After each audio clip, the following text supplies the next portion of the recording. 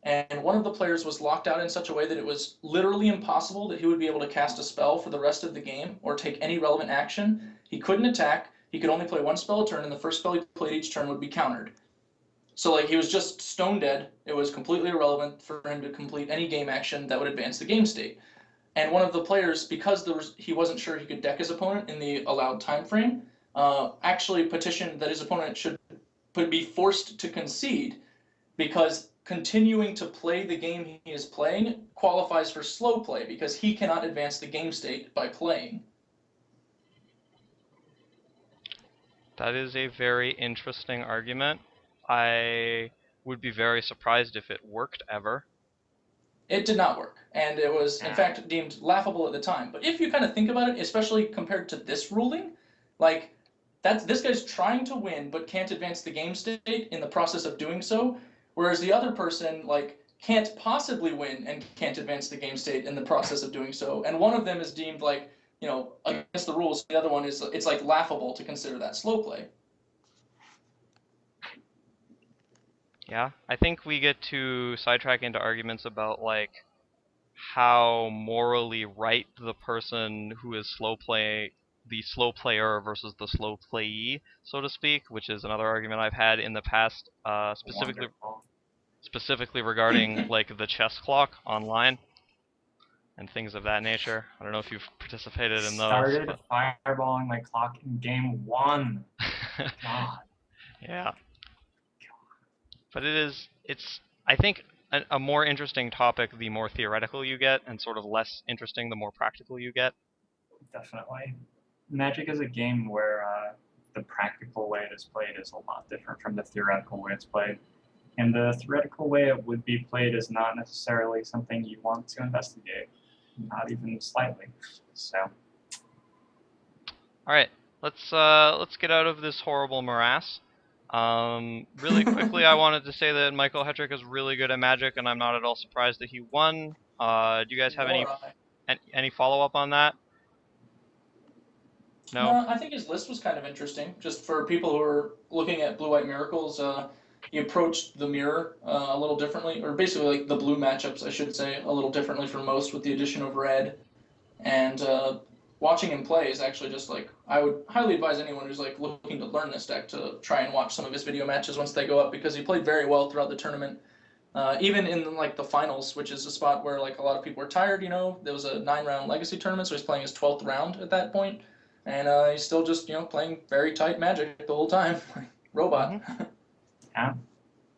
Is the red 100% for Pyroblast / REP?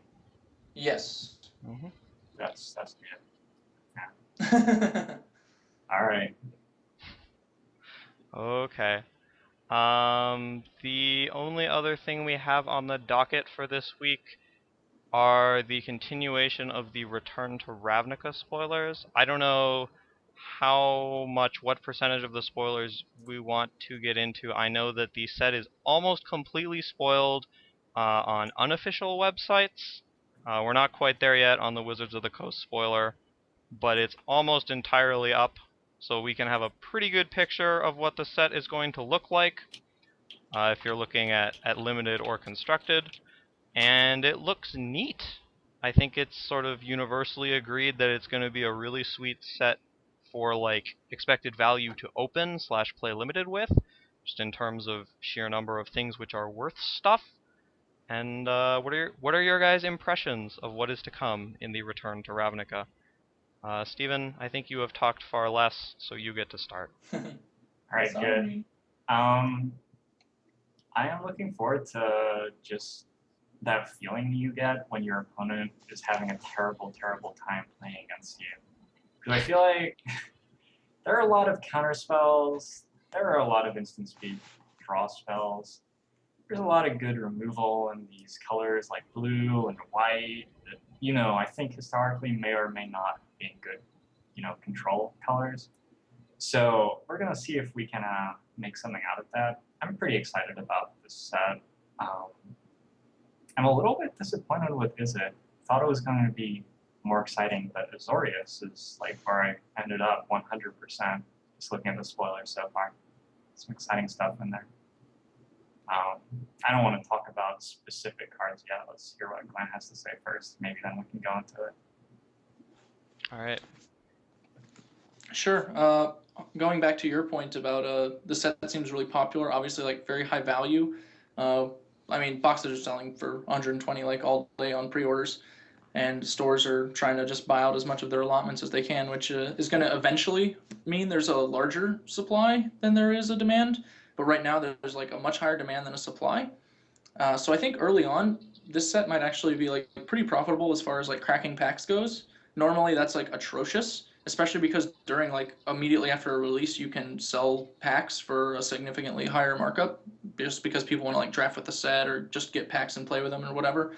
But because so many of the rares and mythics especially are really popular at the moment, you might be able. It's possible that like the actual the mean cost of the rares and mythics from the set are higher than the mean cost of the packs required to open them, which is a good thing for anyone opening large quantities of packs, like game stores. In case that wasn't clear. Alrighty. Have you chosen your guild? You know, I was actually, Star City asked me to choose a guild. We're doing like a thing, I think, with guilds. I don't know. I can't remember which one I picked. It was probably Azorius. I don't know. But So a strong commitment then. You may notice that Yeah. I'm repping Azorius today, and Ooh. Adam is with the blue shirt. 'Cause he's white. However, Um, my actual test, according to the Wizard site, which I did this weekend at one of our employees' behest, Callie asked me to, and was Demir. So you know, maybe I was wrong. Maybe I didn't know myself as well as I thought. what is Demir? Blue black. Blue black, yeah. That's very. Man, you missed that joke. Like, That's very. That's not very. Not very Demir of me. Is that what you're? Man, you're coming on hard here this week. I can't see it coming. It's just like not. It's outside me. It's even harder for Glenn with no access to the webcams. I actually can see it now. I have my laptop open, so. Okay. Yep. So I did indeed see you brush your hair back in mock triumph. yeah, I guess it wasn't really mock triumph. So it you're on- was a triumph. You're on Azorius as well, Steven? Is that's my socks off. that fair to say? Yeah, definitely. All I'm right. excited about these blue and white cards, man. The Oblivion Ring that just like obliviates all of the things with that name. Yeah. How excited are you for that card? I'm a little interested. I mean, it's Oblivion Ring. Like, how excited can one be for Oblivion Ring? Well, my first impression of that card was that it might actually be worse than Oblivion Ring in like a not totally trivial number of spots. Huh? Because it doesn't hit itself. Yeah, you can't get your own ring in situations where you want to like legend rule their planeswalker, and it's harder to cast and stuff like that. Like obviously it's a pretty good card, Harder to cast is obviously a real thing. but yeah. Yeah. I like the card. Go for it. I mean, I think it's pretty strong. I think that while you're right that there are niche moments where it's going to be worse than an Oblivion Ring, I think by and large in Legacy it's going to be considered better. At least in the archetypes that like play blue and white, which is most of the ones that would want an Oblivion Ring. So I think it's pretty good. The limitations on being able to hit your own ring are kind of small, since with the legend rule thing especially, you could just be hitting the other thing. That matters if they have like multiple ways to destroy enchantments, or actually if they have any way to destroy an enchantment, it matters. So there are issues, but I think for the most part, its ability to catch like a bunch of things, like basically when it's better than an Oblivion Ring, it's like a lot better, and when it's worse than an Oblivion Ring, it's only a little worse. So I think that kind of is going to define the relationship between it and Oblivion Ring. Not to mention like the upsides as far as like pitching to Force of Will and other aspects of just being a blue card. Although that does make it vulnerable to like Pyroblast, so that could be randomly relevant too. Pyroblast is a big deal in Legacy, for sure. Yeah, definitely. I have my list. Can I run down some points that I have about the spoiler? You guys Sure. okay with that? Okay, so Sure. populate as a mechanic and the entire theme of like we make the tokens. There are lots of tokens. They're different sizes. They have different abilities. I just feel like that's going to be ugly. Like it's just going to be ugly. There are going to be all these like pieces of paper on the table, and then you're going to make more of them, and some are going to be different from others. I really don't enjoy playing with creatures which are not actual cards because it's so hard to represent them in a nice way. And now they've made an entire guild which is based on it, and I'm worried about that. What do you guys think? I agree with you, actually. I don't like. I wouldn't mind it so much if it was like a singular creature type for the tokens was like the theme, because then the differentiation is not going to be a problem. But like it's already a thing at tournaments where people just use like tokens that are difficult to differentiate. Just their states, tapped versus untapped, can be difficult because people use dice all the time. And then like actual creatures, like what the creature is, like how big it is, that's even more relevant. And if people are using dice, that's also like a lot harder to figure out. And I'm kind of OCD about it. I try to like always bring tokens of some kind. Like sometimes I'll do something comical, like draw my own tokens on pieces of paper or whatever. But I do try and like actually use something that I can both indicate it's tapped or untapped, and to indicate specifically what my token is. Because both for my sake, although I'm less likely to be confused than my opponent, for my opponent's sake, like it's super scummy to like just be lightning bolting their own creatures and stuff like that. Like that's terrible.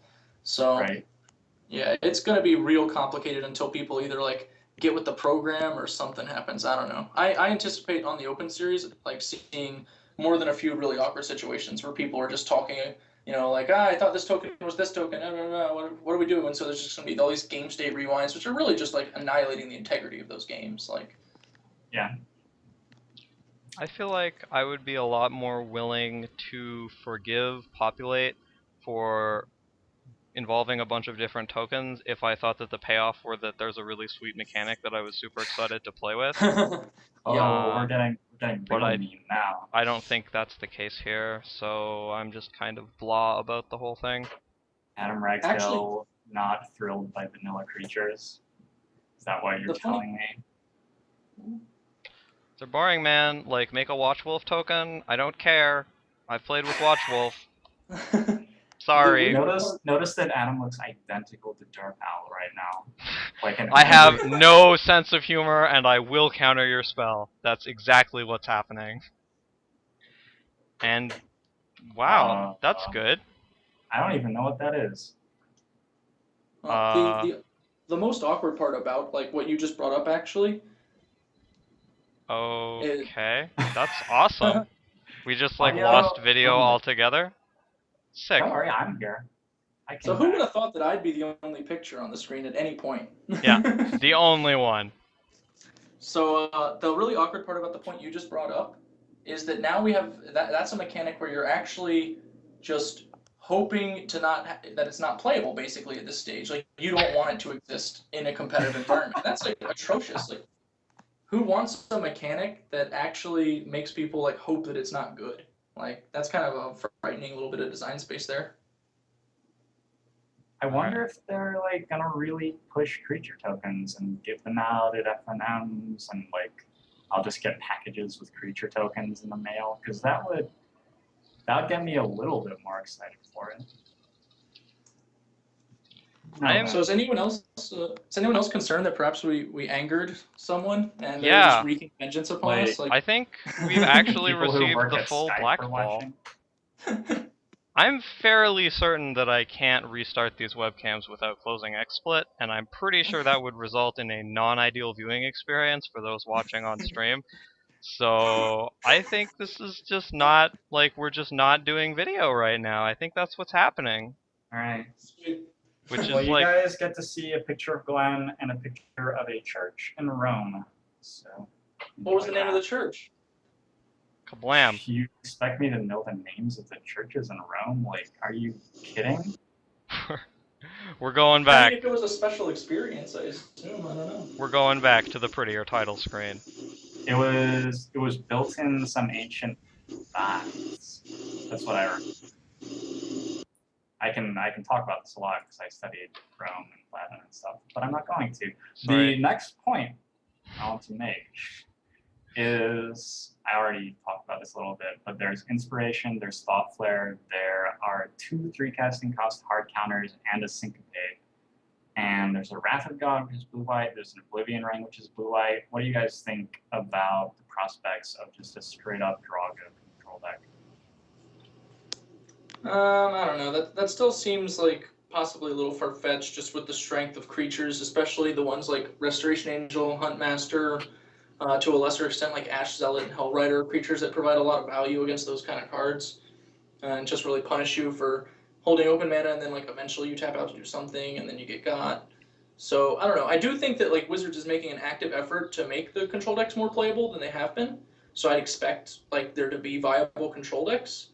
That said, I still see myself like starting the format with looking for ways to attack and burn more than looking for ways to control the game.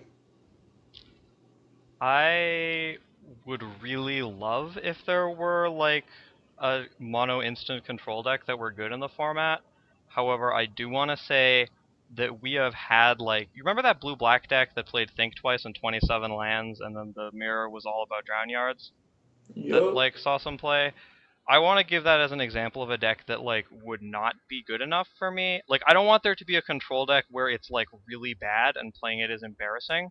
I want there to be one where it's like you can play it and it's good. So I think there will be one, but it will probably be bad, is my guess.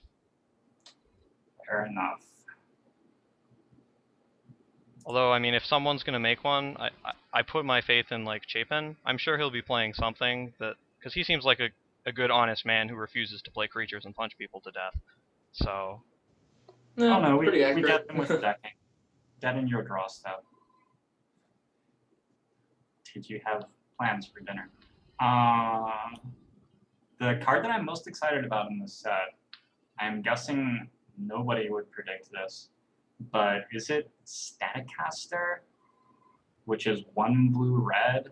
It's a 0/3 creature which can be cast at instant speed, and it taps to deal 1 damage to a creature and all creatures which share the same name as it.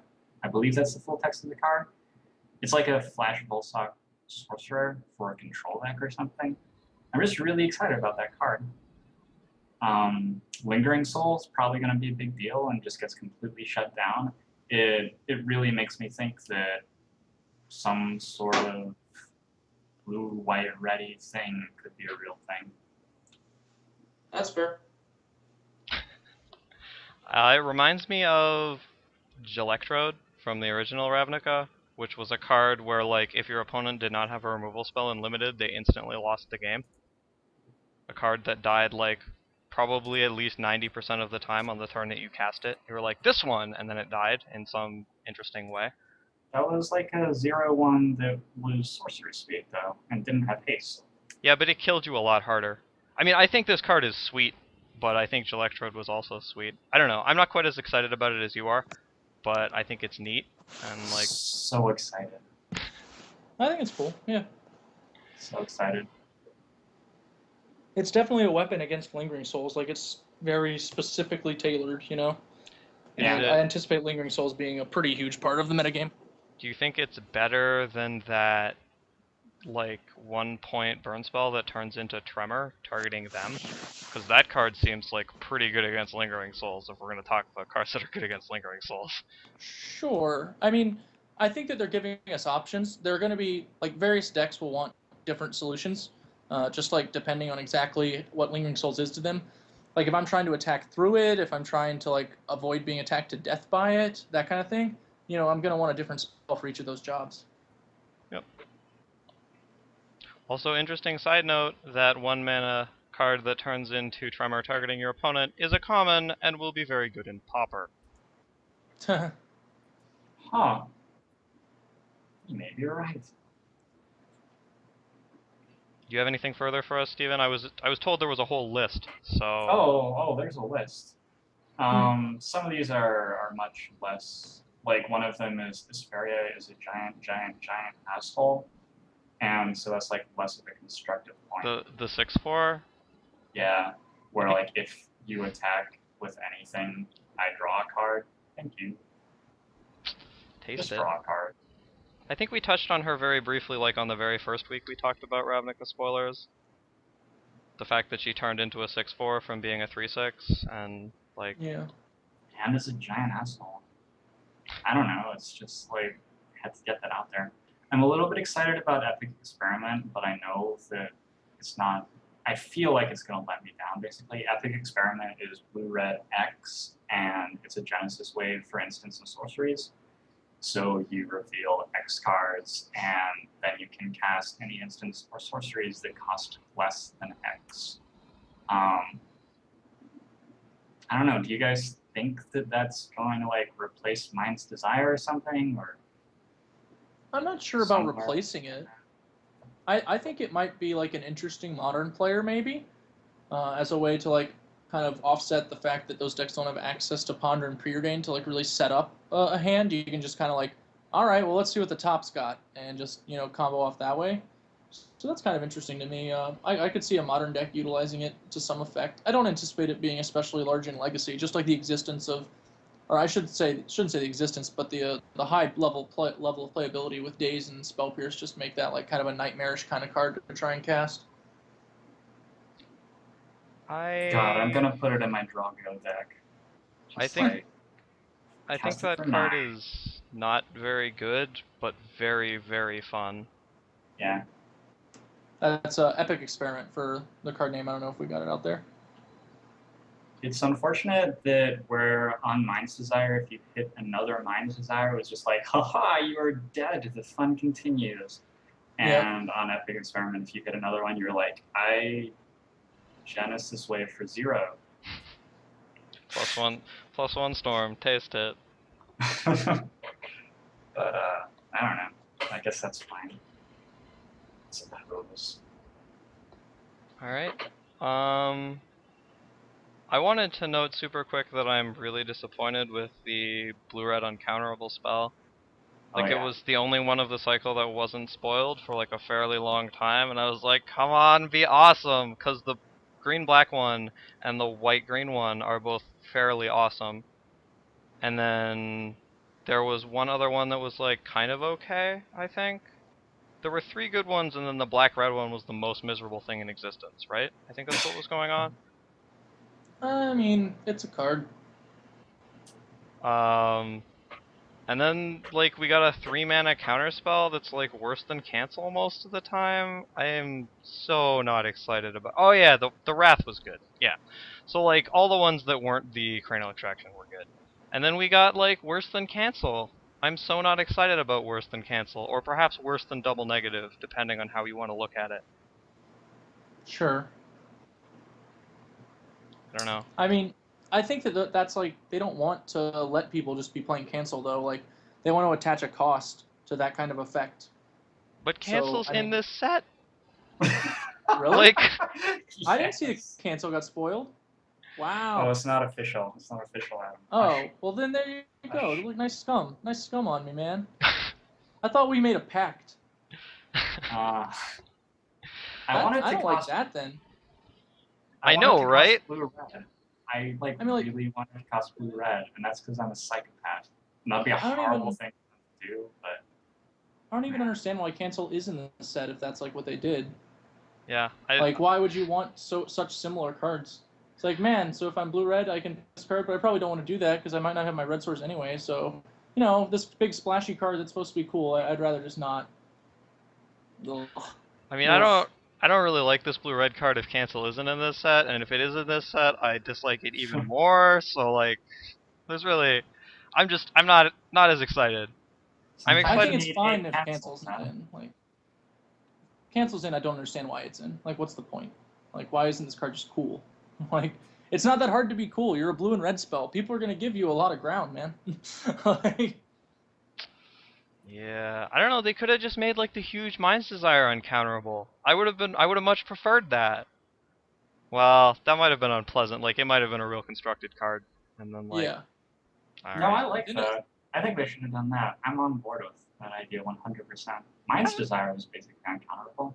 Well, yeah, I mean that's true. Like, if you generate 7 mana and then have this in your hand, it's not really unreasonable for you to win the game, like given past standards. Right. So, I feel like that should be allowed. a little Yeah. bit. I think that's fine. Are there any other like sweet cards you wanted to touch on? I think the double red hate bear, like for flashback spells, I think that card's kind of interesting. It's like Yeah, 2/2 that guy- haste Whoa, whoa, and whoa, whoa. deals. That guy's Tell me not what a the hate card bear. is. Well, That guy's not a hate bear. it hates He's your opponent's just an face. awesome creature that has like a free roll against flashback. Yeah. Like, It hates your opponent's face. It has like- like fairly good flavor text too, so I'm reasonably What pleased is- with that card. It's like, It's Ash Salad, right? yeah, I believe so. It was in So the red Ash Tom. Salad. first strike haste. Whenever a player casts a spell from a graveyard, Ash Zealot deals 3 damage to that player. It's like, yeah, a good card. like Red it's 2-drops aren't meant to like have abilities. Yeah.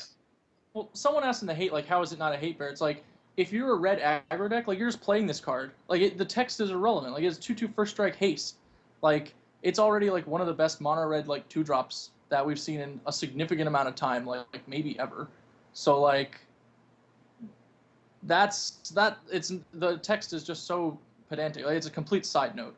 Like, and it's nice that you get a little bit of added value against Snapcaster Mage and all. That's definitely like upside. You know, you're just free rolling the occasional lightning bolt maybe, but like at the same time, you know, it's not like an explicit hate bear because they know what they're getting into. Like if they take the bolt, like odds are that like either they need to win or they're gonna kill you anyway. So it's not as huge an impact as it seems. I think the fact that it's a 2/2 first striking haste creature in red is much more important than any of the rest of it.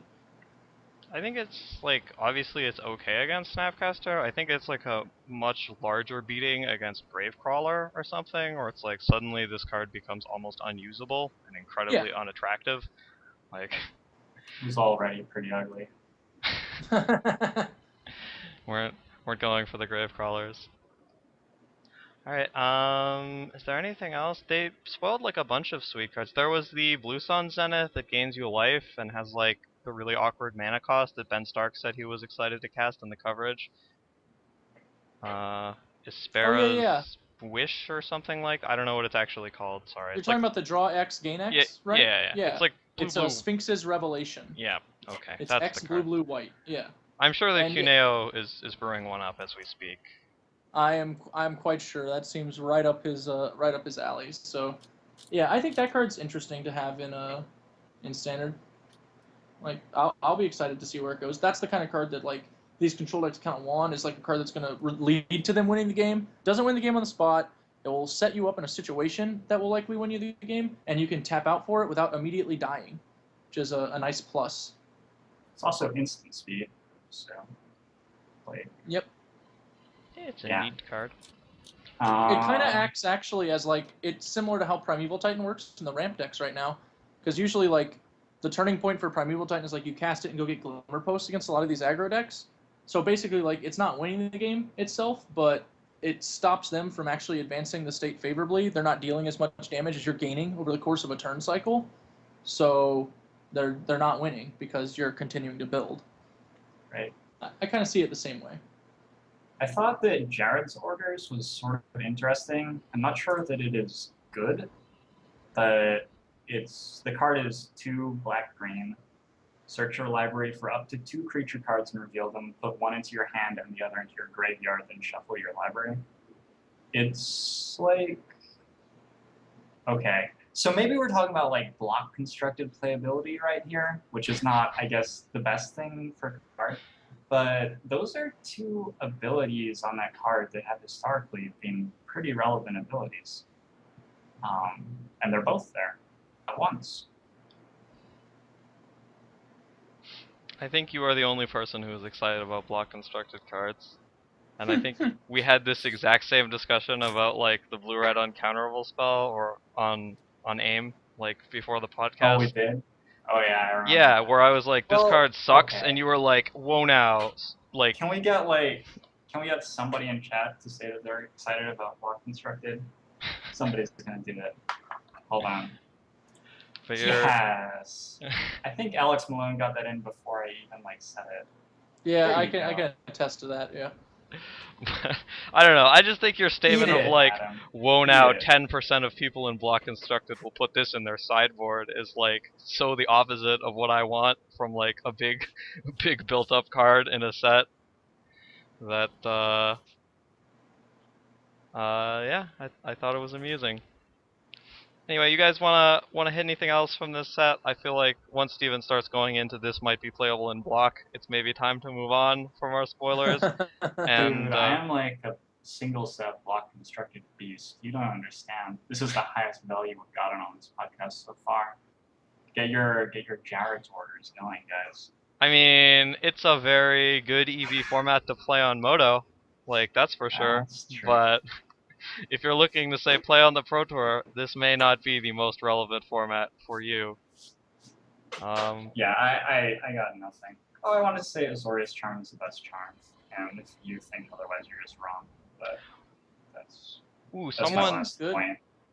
before we get out, someone mentioned Pithing Needle, and I saw that the Pithing Oh, Needle yeah. is in fact being reprinted in this set, and I just want to say I'm so happy about that, and I wish it had happened Dude. like so much sooner. And I really like the art and the flavor text on this one. Like Yeah. it's a cool card and it's very well executed, I think, in this set. Like, I think Pithing Needle is everything that Dreadbore isn't, basically. Like, versus Planeswalkers, essentially. It's like a very, very good card against Planeswalkers. Whereas Dreadbore is like, not really that exciting. Sure. I feel like not agreement on this. I mean, you're allowed to disagree. I say stupid stuff about cards. No, I like it. I think it's like super awkward for Trinket Mage that he gets a Pithing Needle right as he's leaving. Like, he was legal for 2 years. 2 years he was legal, and he waited patiently, and nothing. Mox Opals and Flare Husks. That's all this man got. Yeah, people played him in like Pure Steel Paladin decks occasionally. Yeah, Flare Husks and Mox Opals. That's what we did with him. Like, I guess maybe he was legal during like when we had a collar, right? Yeah. So I guess you could do that, but I don't know. It made me sad. I saw Pithing Needle and immediately I just pictured a Trinket Mage shedding a tear. I don't really have that much sympathy for Trinket Mage. He's gotten too many divining tops, and that just like makes me want to die. So. Oh man, he's just doing his job. Let him be. Alright, so why don't we do sort of non-visual cue shoutouts and then get off the internet? Like try and Sure. move on, put this all behind us. We will go to Steven first. Steven, give us your non-visual shoutouts. Shoutouts! I didn't have anything prepared there, so yeah. Bye guys. Thanks for tuning in and bearing with us throughout the technical difficulties. I'm looking forward to putting together the video version of this show for my blog. It should be fun for you. That'll be a good one. You may want to investigate audio only if you're watching this one. Yeah, I guess I can wait. Alright, Glenn, you get to go. I'd just like to point out to the viewers that of the 4 of us, I delivered the most consistent podcasting experience this week. Nothing but nonstop image and chat accessibility. So I think that's worth noting. Just for and you like I hate you so much. Well. I mean, yeah, sure, we had a guest. It's cool. No, that's awesome. Yeah, well, we didn't get to see or hear Roomba this week, so we'll take what we can get. I wanted to say that I'm looking forward to trying to figure out how we can not have this happen again in the future. That's going to be really fun.